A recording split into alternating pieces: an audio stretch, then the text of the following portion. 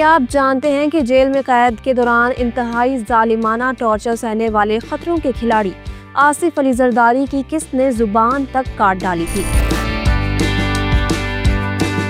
ایک مرتبہ ایسا کیا ہوا تھا کہ آصف زرداری نے شیعہ ہونے کے باوجود قومی اسمبلی میں شان صحابہ زندہ باد کا نعرہ لگایا؟ بے نظیر بھٹو جو زرداری کو ایک عرصے سے ٹالتی رہی، آخر وہی آصف زرداری کیسے محترمہ کا دل جیتنے میں کامیاب ہوئے اور شہید رانی نے آصف علی زرداری سے پہلی ہی ملاقات کے بعد اپنی والدہ سے کہا اب شادی کی تیاریاں کرو؟ اور ہاں، کس آرمی چیف نے دعویٰ کیا تھا کہ آصف علی زرداری نے پولیس کا پہرا ہوتے ہوئے اپنے سالے مرتضیٰ بھٹو کو مروا ڈالا تھا؟ تو دوستو، آصف علی زرداری کا کراچی کے بمبینو سنیما سے ایوان صدر تک کا مکمل ریکارڈ آج کی ایکسکلوسیو ویڈیو میں آپ کے ساتھ شیئر کیا جائے گا۔ آپ دیکھ رہے ہیں الیکشن باکس اور میں ہوں کنزا فرمان۔ میرے انسٹا اکاؤنٹ کا لنک آپ کو ڈسکرپشن میں مل جائے گا۔ So let's begin.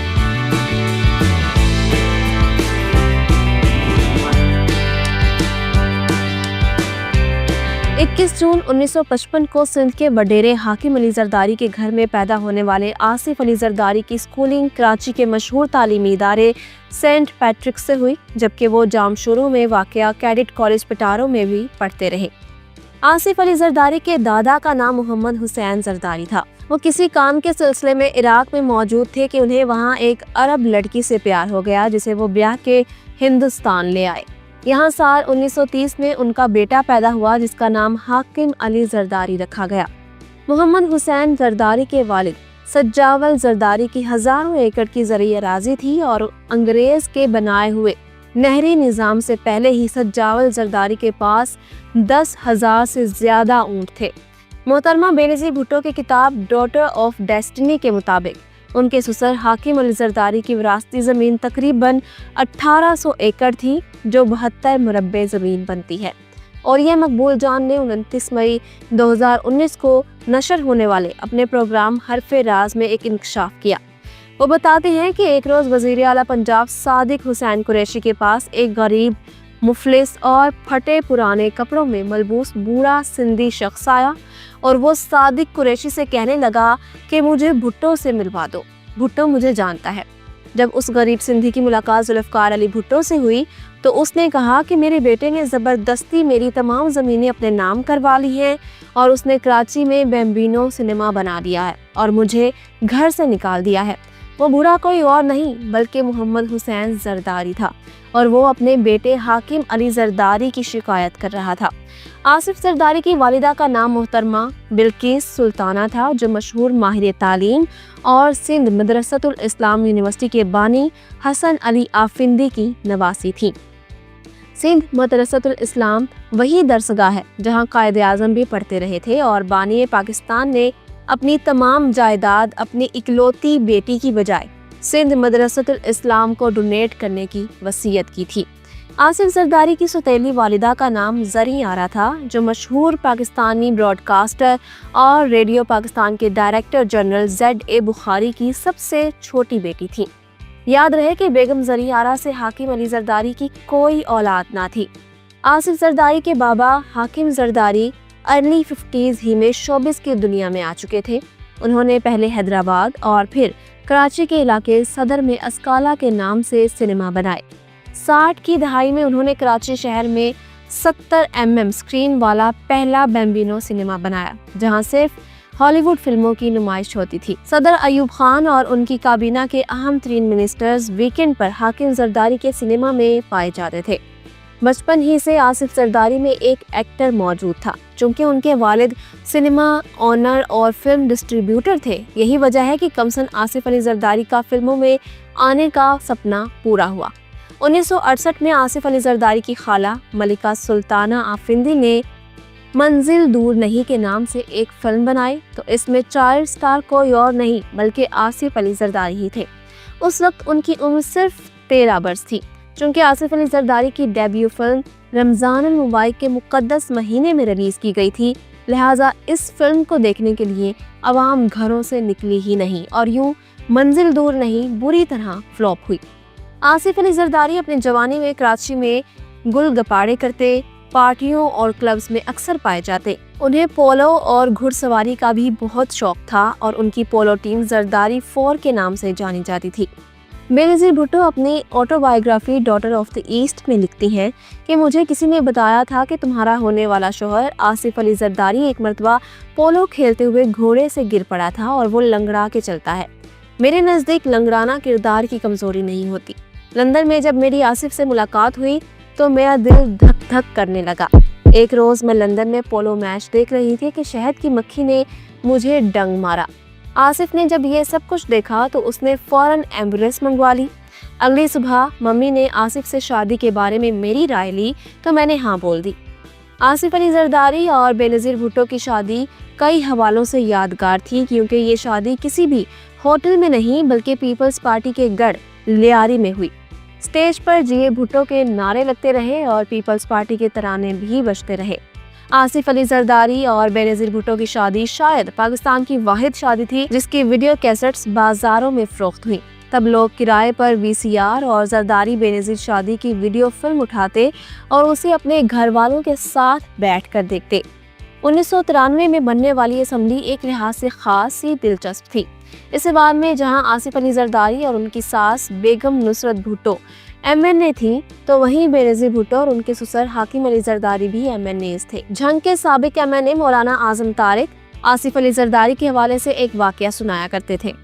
ये तब की बात है कि पाकिस्तान में मजहबी शिद्दत पसंदी उरूज पर थी और सिपाही सहाबा नाम की रिलीजियस ऑर्गेनाइजेशन से बड़े बड़ों की टांगे कांपती थी।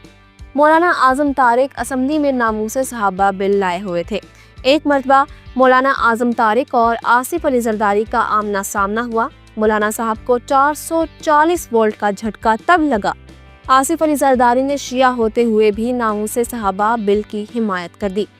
मौलाना आजम तारिक के मुताबिक जब मैंने जरदारी से पूछा कि तुम शिया होकर भी हजरत अबू बकर और उमर को कैसे मानते हो, तो मिस्टर जरदारी ने ये जवाब दिया, जिन अबू बकर और उमर को मेरे मौला अली ने अपना इमाम मान लिया, मैं उन्हें क्यों ना अपना मानूं।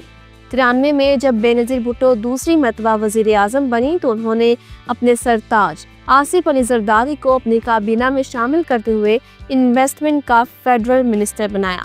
ये वो दौर था जब सरमायाकारी के फेडरल मिनिस्टर आसिफ अली जरदारी पर अपोजिशन ने लूट खसूट, करप्शन और अपने दोस्तों की जेबें भरने का इल्ज़ाम लगाया। तब कहा जाता था कि सरकारी ठेकों में सिर्फ 10% रकम आसिफ अली जरदारी बतौर रिश्वत रखता और उस प्रोजेक्ट का मुकम्मल तहफ़्फ़ुज़ करता। तभी तो आसिफ जरदारी को मिस्टर 10% कहा जाने लगा। खतरों के खिलाड़ी आसिफ अली जरदारी ने तकरीबन 8 बरस जेलों में गुजारे।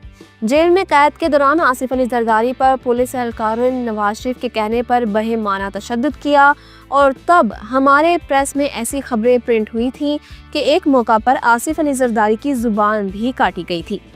2008 में जब आसिफ अली जरदारी पहली मरतबा सदर पाकिस्तान बने तो वज़ीर दाखिला रहमान मलिक ने जुबान काटने में मुलव्विस 2 पुलिस अफसरान राना मकबूल और फारूक कुरैशी का नाम ECL में भी डाला था। चंद साल बाद चौधरी निसार अली खान इंटीरियर मिनिस्टर बने तो उन्होंने दोनों अफसरान का नाम ECL से निकाल दिया। मिस्टर जरदारी पर केसेस बनाने वाले सैफुर रहमान हमेशा से शरीफ फैमिली के बहुत करीब थे। सैफुर रहमान ने इस दोस्ती को रिश्तेदारी में बदलते हुए अपनी बेटी आयशा की शादी मरियम नवाज के बेटे जुनैद सफ्तर से की, लेकिन बदकिस्मती से दोनों में अलहदगी हो चुकी है। मुन्नू भाई मरहूम की एक मौका पर मीर मुर्तज़ा भुट्टो से मुलाकात हुई तो वो कहने लगे, मुझे जरदारी 1 टका नहीं भाता। मुझे अफसोस होता है कि कैसे मेरी बहन बेनज़ीर भुट्टो इस भेड़िए के नरगे में आ चुकी है। साबिक सदर पाकिस्तान फारूक अहमद लगारी के मुताबिक मिस्टर जरदारी और मीर मुर्तज़ा भुट्टो एक दूसरे से शदीद नफरत करते थे। उनके मुताबिक एक बार जरदारी कहने लगे, या वो रहेगा या मैं रहूंगा। ऐसा बताया जाता है कि एक मौका पर मुर्तज़ा भुट्टो ने आसिफ अली जरदारी की जबरदस्ती मूछें मुंडवा दी। साबिक सदर परवेज मुशर्रफ ये कह चुके हैं कि जरदारी ने मुर्तज़ा भुट्टो को उनकी रिहाइश का 70 क्लिफ्टन के बाहर मरवा दिया था, जबकि वहां पुलिस का पहरा भी लगा हुआ था। अब आखिर में लाइटर नोट पर मैं आपको ये बताती चलूं कि आसिफ अली जरदारी ने अपनी सदारत की पहली टर्म में ऐसी क्या हरकत की थी कि जिसकी वजह से उनका अमेरिका में मजाक बनाया गया। صدر پاکستان آصف علی زرداری اپنی امریکی یاترا میں ریاست الاسکا کی گورنر سارا پیلن سے ملے۔ مسٹر زرداری سارا پیلن سے ہینڈ شیک کرتے ہوئے بولے، آپ تو حقیقی زندگی میں اس سے زیادہ حسین و جمیل ہیں جتنی آپ ٹی وی پر نظر آتی ہیں۔ مجھے اب سمجھ میں آیا کہ آپ پورے امریکہ کی نیشنل کرش کیوں ہیں۔ اس دوران زرداری صاحب سارا پیلن کا ہاتھ چھوڑنے کو تیار نہ تھے۔